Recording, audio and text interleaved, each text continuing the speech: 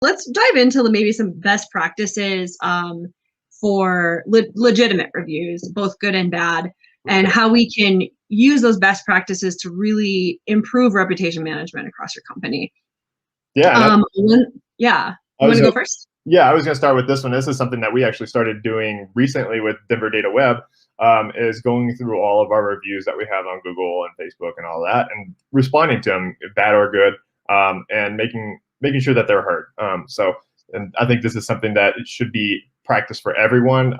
As soon as you get a review, go ahead and respond to it. Just don't put it to the side. Just go ahead and just make the response and just to get it out of the way. Another thing that you can do is in your review responses, we know that as of recently, Google especially takes the keywords that are in your reviews into account as far as your listings SEO. In the same respect, using those keywords in your responses can also help. So I think it's a lesser degree than in the actual initial review, but it does factor in. So doing that, I mean, it doesn't really help your reputation management exactly, but it does boost your SEO a little. So that's something to note. Another thing to pay attention to is if someone leaves a really bad review, offer to have them contact your business, or offer to have them contact you to offer a way to make up for it. A while back, I had a situation where an appliance company, I just had a very, very bad experience, and I left a bad review, and the company actually, someone else took it over and left a comment on my very old bad review, asking me to contact them. And when I did, she was just like, I just took over this company. I'm seeing a lot of this. Is there any way I can make it up to you? Can you come in and we can, look over some stuff? Technically, they can't pay you, and that's why I won't say what company it was. But she did offer a discount towards a new type of thing at that company. So I thought that was very big of her, especially since she took over this company that did kind of have a bad reputation. And I don't actually encourage that because it's not allowed, but I just thought it was an interesting way to deal with my bad review. Yeah. In the situation where in other situations, you can just have them invite them to contact you to talk about some things like what happened. Let's see if we can work through this. Let's make sure it doesn't happen again. I'll talk to the employee that, anything like that. So always respond, good or bad. If it's good, say, thank you so much. We love having you as a customer, or something like that. If it is negative, offer a way to make it up to them. There's also quite a few things not to do. And this is kind of a more interesting list than the things to do, because there's a whole lot of mistakes that you can make when responding to, or not even just responding, when dealing with negative reviews.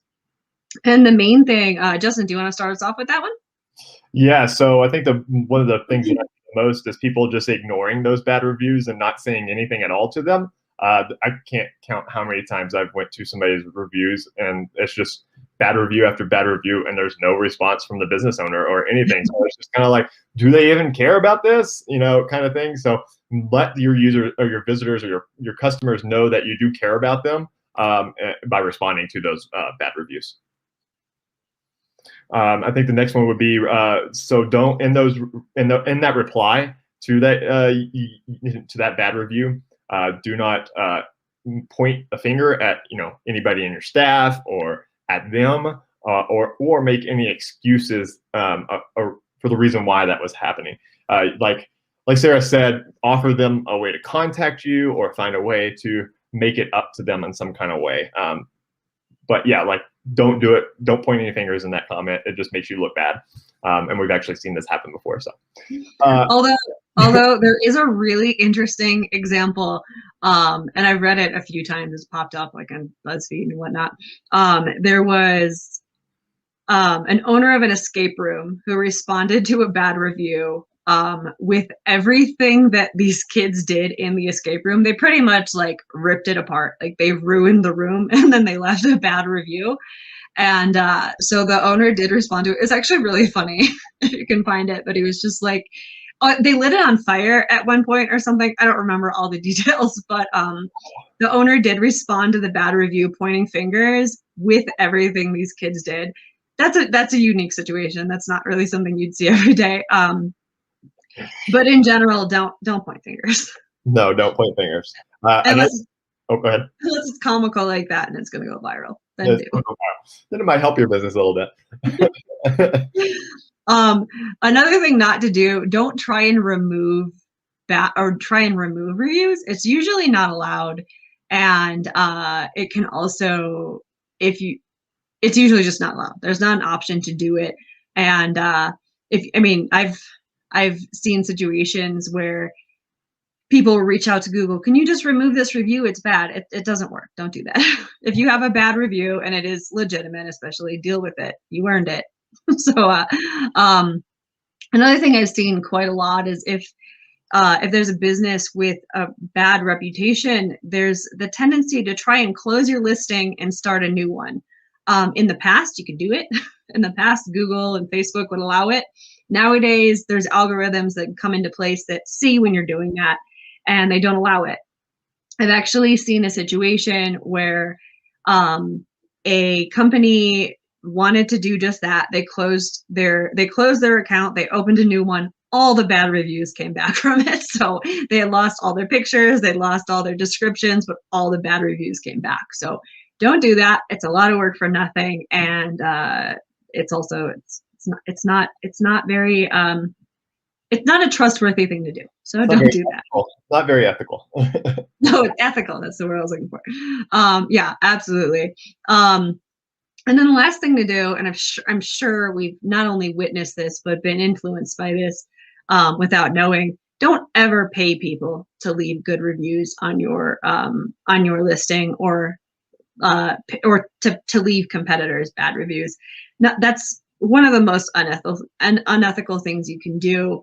You end up creating a false impression about your business or about your competitor's business. It's also just bad juju. Don't do that. Right.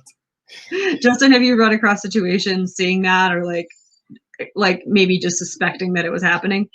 Yeah, there has definitely been some times where I'm kind of looking at, either a competitor's reviews or a company we're working with, and I'm like, is this somebody paying for these?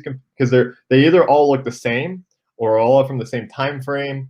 Yeah. And you don't get any more. So yeah, you can kind of tell usually, but it is kind of hard to pinpoint that this is a paid review, but you can usually tell if it's, so. Yeah, sometimes I'll notice if I'm reading something, I'm like, all of these reviews are like the same length. They're all use the same language. Yep. They're all posted within a few days of each other, and they're all great or they're all really bad. What's going on? It's not necessarily a business, but I was looking at something on Amazon yesterday, and every single picture, you could tell it was like the same package taken from different angles and in different rooms. People were like, this arrived broken, and every single one of them was broken in the exact same way. And these reviews went on for years. And I was like, either this company breaks everything in the exact same way before they send out this package, or this is the same person leaving this review in all these different ways. It was ridiculous, but it was also fascinating. And so anyway, I thought that was interesting.